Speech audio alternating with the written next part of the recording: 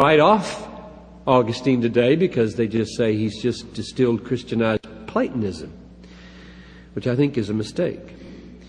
And he met Ambrose, this godly, truth-speaking bishop. Peter Brown, this biographer here, says that the discovery of Plato and Plotinus did nothing less than shift the center of gravity of Augustine's spiritual life. He was no longer identified with his God, as in Manichaeism. This Platonic God that he now met was utterly transcendent. So that's a next stage in his moving toward Christianity. Now you can hear the influence of his Platonism as he diagnoses in those days his own condition. Here's the way he described it.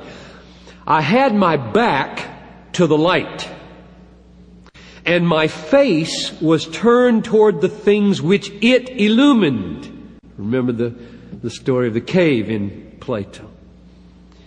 So that my eyes, by which I saw the things which stood in the light, were themselves in the dark. This is a Platonic analysis of his lost condition at that moment. Now here's the final move to closing with Jesus. Ambrose was 14 years older than Augustine and preached Sunday after Sunday, and he began to go. In fact, he became a catechumen, committed him to nothing. It was the thing to do. The aristocracy in Milan were all Christian. His mother had arrived on the scene and was trying to finagle a marriage for him so he'd get out of this concubinage with this woman who was below him in social class. It was just easy to do. So he signed on and started going to church. And this is what he said. In Milan, I found your devoted servant, the Bishop Ambrose. At that time, his gifted tongue never tired of dispensing the richness of your corn, the joy of your oil, and the sober intoxication. Now, let me just stop there. This man is brilliant. The sober intoxication. You just fly over things like that way too fast. If you read, David Wells said he has a hard time getting his students to read this book slow enough. I had to read. I did not see that until I typed it.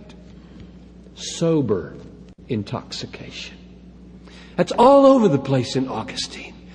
Powerful use of language here.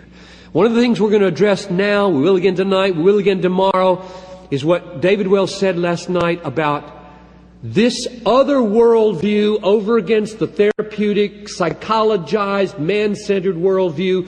He used the words, I think, clear, winsome, powerful must be this world's view presentation. Augustine will help you, brothers, as does C.S. Lewis, and anybody who's lasted centuries will help you in this, to find language to commend God. Now I stopped in the middle of the sentence. Let's go back.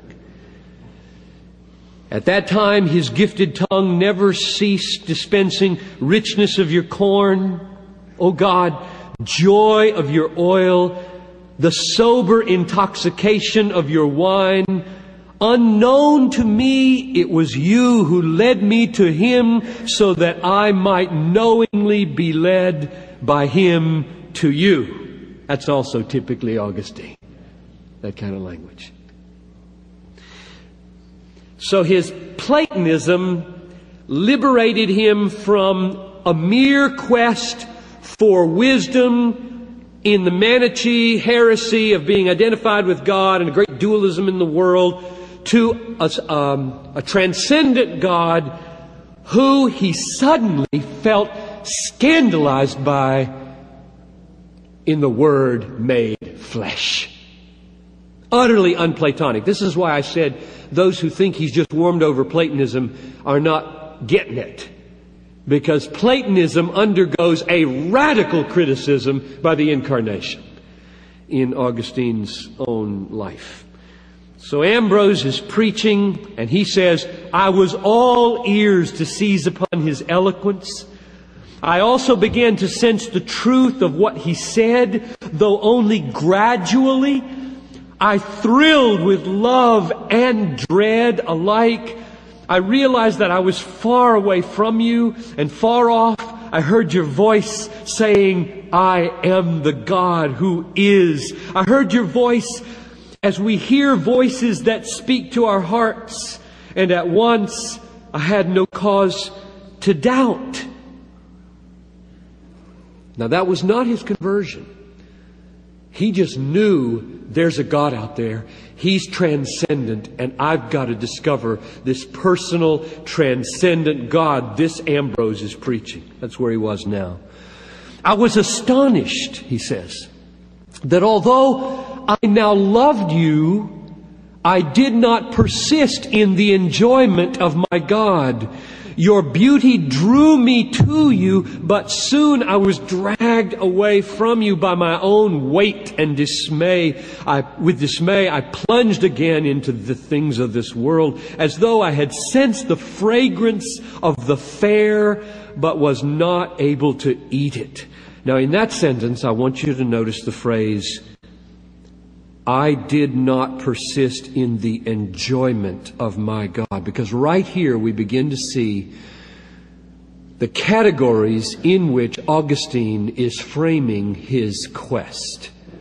And the interpretation Augustine is going to put upon his conversion and the theology of grace that he draws from it. Just like the Apostle Paul put on his own conversion and the theology of grace that grew out of that stunning event on the Damascus Road. He now conceived of his quest as a life in search of a firm, unshakable enjoyment of God.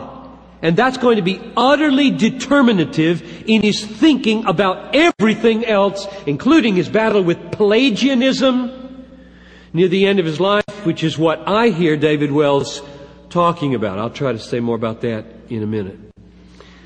But now it wasn't intellectual anymore what he's being held back by. There's one thing. Sex. So wake up now. One thing is keeping him back. Lust. I was still held firm in the bonds of a woman's love.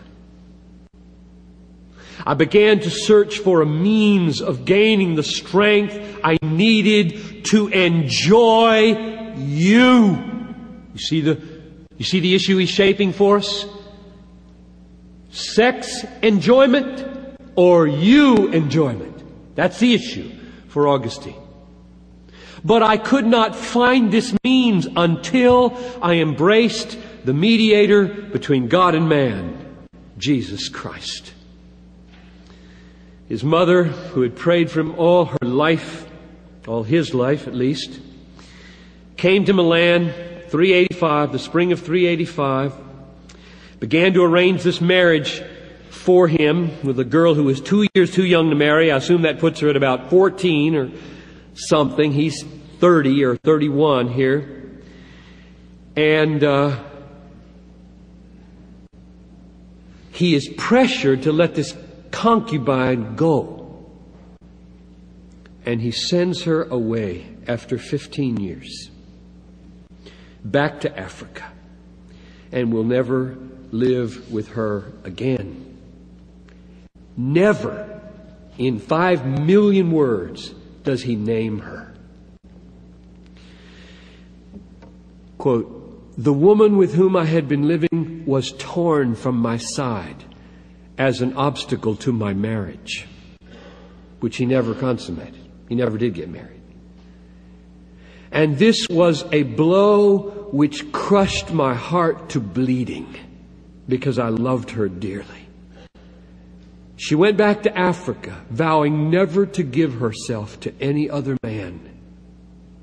But I was too unhappy, too weak to imitate this example set by a woman. I took another mistress without the sanction of wedlock. You talk about bondage. You got bondage in